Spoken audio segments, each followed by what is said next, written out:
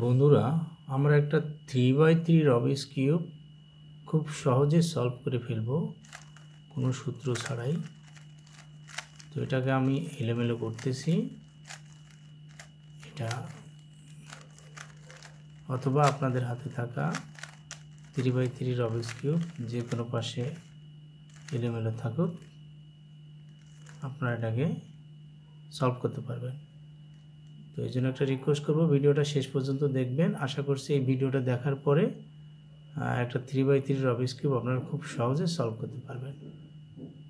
তো প্রথমে আমরা যেটা করব, একদম নতুন যারা সলভ করতে পারছি না তারা শুধু মনোযোগ সহকারে এই ভিডিওটা দেখবেন, আপনারা সলভ করতে পারবেন। এই যে একটা কালার আছে, সাদা কালার, মাঝখানে কালারটা আছে, এটাকে আমরা একবার হলুদের কাছে নিয়ে যাব।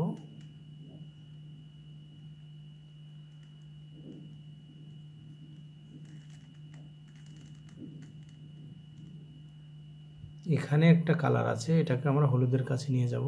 সেই জন্য কী করব, একবার ঘোরাবো, ঘোরালে এটা কিন্তু হলুদের কাছে যাবে কিন্তু উল্টা হয়ে যাবে।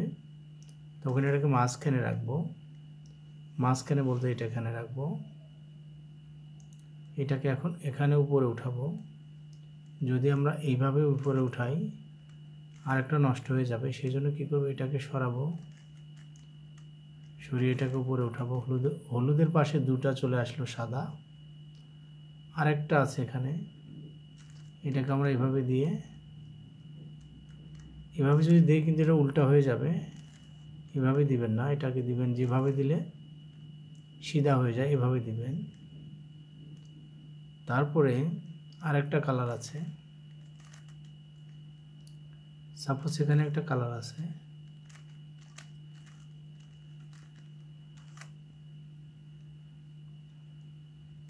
এই যে কালারটা, এটাকে আমরা উপরে তুলে ফেললাম। আমরা হলুদের পাশে 4টা সাদা তুলে ফেললাম, কিন্তু আমাদের কর্নারে যদি অন্য কোনো কালার থাকে বা সাদা থাকে কোনো সমস্যা নাই, আমাদের টার্গেট 4টা সাদা।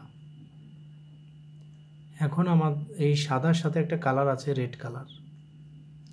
এই সাদার সাথে আছে আমার ব্লু কালার, এই সাদার সাথে আছে আমার রেড কালার, এই সাদার সাথে আছে অরেঞ্জ কালার। তো এই দেখেন, অরেঞ্জ কালারের সাথে অরেঞ্জ কালারটা কিন্তু ম্যাচিং হয়ে গেছে, এই দুটা ম্যাচিং হয়ে গেছে।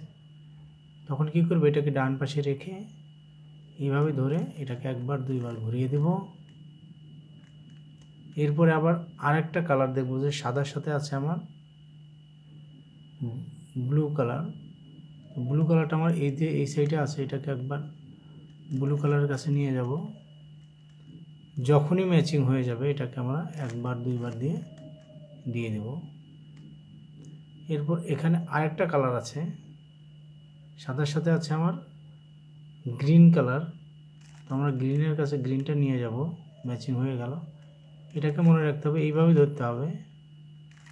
এটাকেও দুইবার দিয়ে ব্যাকে দিয়ে দিলাম।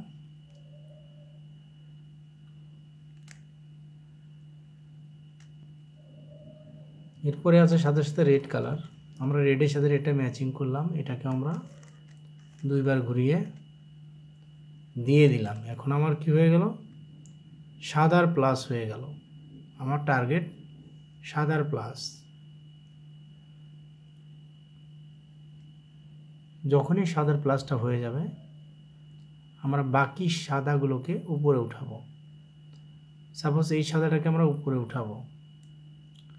আমরা শুধু সাদার সাথে যে কালারটা থাকবে, এখানে আছে ব্লু কালার, এই ব্লু কালারের কাছে নিয়ে যেতে হবে। সাপোজ এটা ব্লু কালারের কাছে ব্লু কালারটা নিয়ে গেলাম।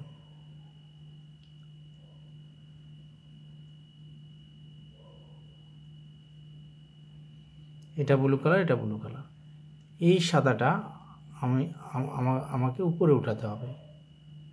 সাদাটা যদি উপরে উঠাই তবে এটাকে ঘুরিয়ে এক জায়গায় রাখতে হবে। এই সাদাটা উপরে যাবে, একবার ঘুরিয়ে রাখবো, সাইডে রাখবো, এখানে থাকলো, ফলো রাখলাম আমি, এখানে আছে। এরপর আবার এটাকে এই সাইডটাকে নিচে দিলাম, এটাকে ব্যাগে দিলাম, এটাকে উপরে দিয়ে দিলাম। এটা কিন্তু মিলে গেল। একই সিস্টেমে আমরা এই যে গ্রিনের সাথে গ্রিনটা ম্যাচিং করলাম, সাদাটা দেখলাম যে কোথায় উঠবে, উপরে উঠবে, এখানে উঠবে।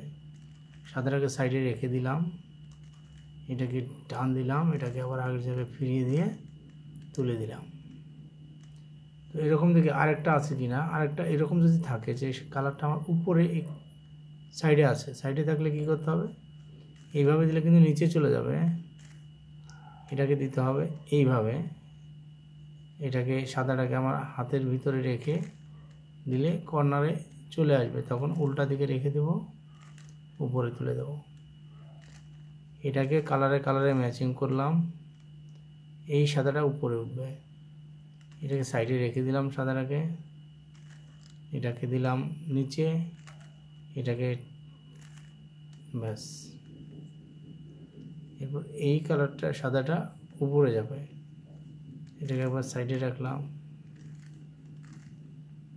আগের মতোই করলাম। কালারে ম্যাচিং, এই সাদাটা উপরে যাবে, সাইডে রাখলাম, নিচে নামালাম। এটা আমার হয়ে গেল, প্রথম লেয়ারটা সলভ হয়ে গেল। এখন আমাদেরকে ওই নিয়মেই সেকেন্ড লেয়ারটা সলভ করতে হবে।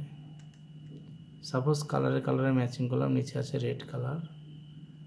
রেড কালারটা আমার কোথায় যাবে, এই কালারটা কোথায় যাবে, এখানে যাবে, এখানে যাবে। তো এই কালারটাকে নিচে নামাতে হবে, সেই জন্য এটাকে সরাই রাখলাম, এটাকে নিচে দিলাম, এটাকে আগের জায়গায় দিলাম, এটাকে উপরে তুলে দিলাম। তখন কী হবে, আমার এই যে কালারটা সাদাটা উপরে যাবে, আমরা যেটা জানি ওই সূত্রটাই। এটাকে সাইডে রেখে দিলাম, এটাকে নিচে নামালাম, এটাকে আবার ব্যাগে দিয়ে, এটা কিন্তু মিলে গেল, দুটো লেয়ার মিলে গেল। আরেকটাকে দেখব এইরকম। সাপোজ কালারে ম্যাচিং, নিচে আসে রেড কালার। তো আমার এই রেড কালারটা এটা কোথায় যাবে, রেড কালারটা আমার বাম দিকে যাবে।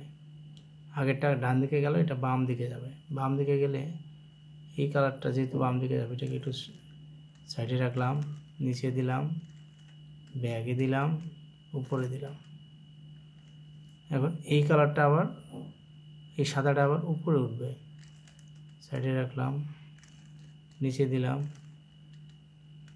মিল করলাম, উপরে দিলাম। এই দুটোও কিন্তু মিলে গেল। আরেকটা দেখি, আরেকটা কোথায় আছে। আরেকটা এরকম হতে পারে যে আমার এখানে কালারটা নাই, এখান থেকে বের করতে হবে।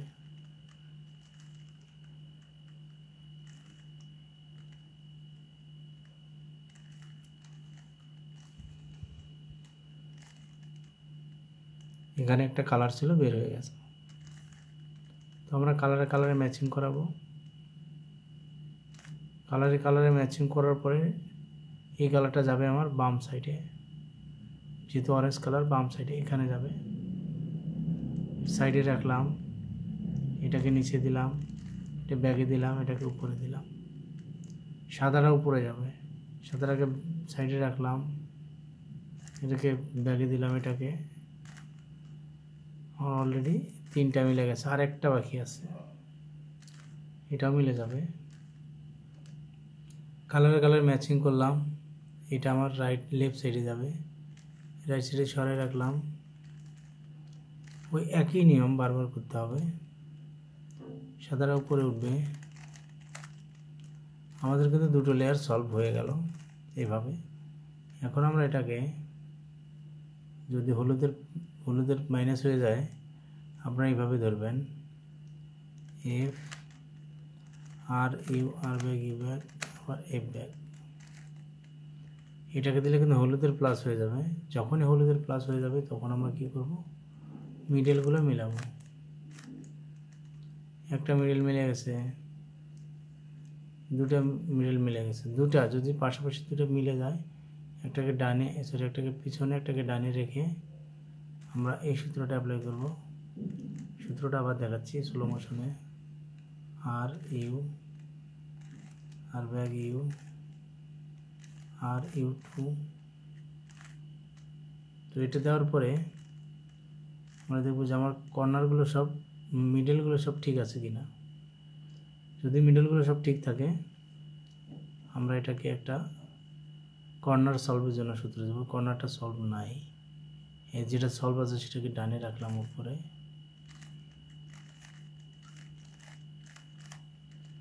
এটা আমার সলভ হয়ে গেল, ফিনিশিং, এটা ফিনিশিং হয়ে গেল, এটা ফিনিশিং হয় নাই। কিউবটাকে আমরা ধরে একটা ফিনিশিং সূত্র দেব, R U R back U back R U. খুব সহজ এবং সুন্দর একটা সূত্র, যেটা সেক্সি মুভ বলে। এই মুভটা আপনাদের অবশ্যই লাগবে। নেক্সট যে লাস্টটা আছে দেখি, যদি মিলে যায় তো ভালো, আশা করছি মিলে গেছে। তো বন্ধুরা, আজকের ভিডিও পর্যন্তই, ভালো থাকবেন সবাই।